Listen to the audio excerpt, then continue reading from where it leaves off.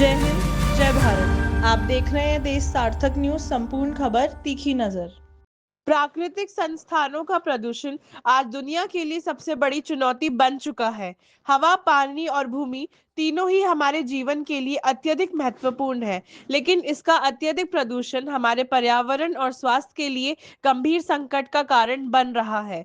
यह डॉक्यूमेंट्री इन 3 प्रकार के प्रदूषण के कारणों, प्रभावों और समाधान पर प्रकाश डालेगी।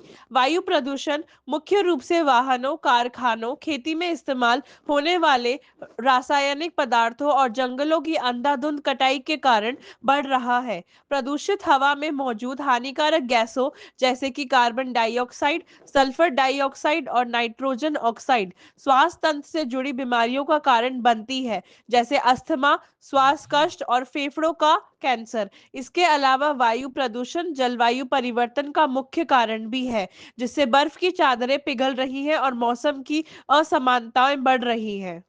जल प्रदूषण उन कारकों का परिणाम है जो नदियों, झीलों, समुद्रों और अन्य जल स्रोतों को हानिकारक रसायनों, कचरे और सीवेज से प्रदूषित करते हैं।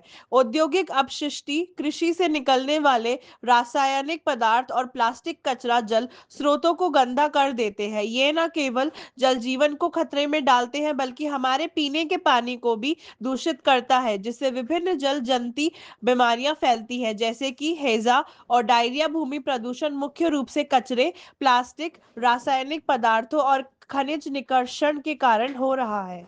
प्लास्टिक कचरा विशेष रूप से समस्या पैदा कर रहा है, क्योंकि यह मिट्टी में नहीं सड़ता और न ही नष्ट होता है।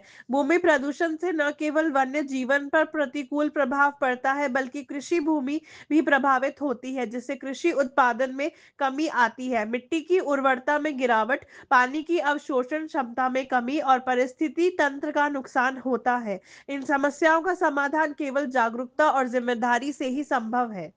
वायु प्रदूषण को नियंत्रित करने के लिए हरित ऊर्जा का उपयोग बढ़ाना होगा। भूमि प्रदूषण को कम करने के लिए प्लास्टिक का उपयोग घटाना होगा। और हमारा उद्देश्य यह है कि हम सभी समझ सके कि वायु, जल और भूमि प्रदूषण हमारे पर्यावरण के लिए कितनी गंभीर समस्याएं उत्पन्न कर रहे हैं, और इनसे बचने के लिए हमें क्या कदम उठाने चाहिए ताकि आने वाली पीढ़ियां एक स्वस्थ और सुरक्षित पर्यावरण में रह सके।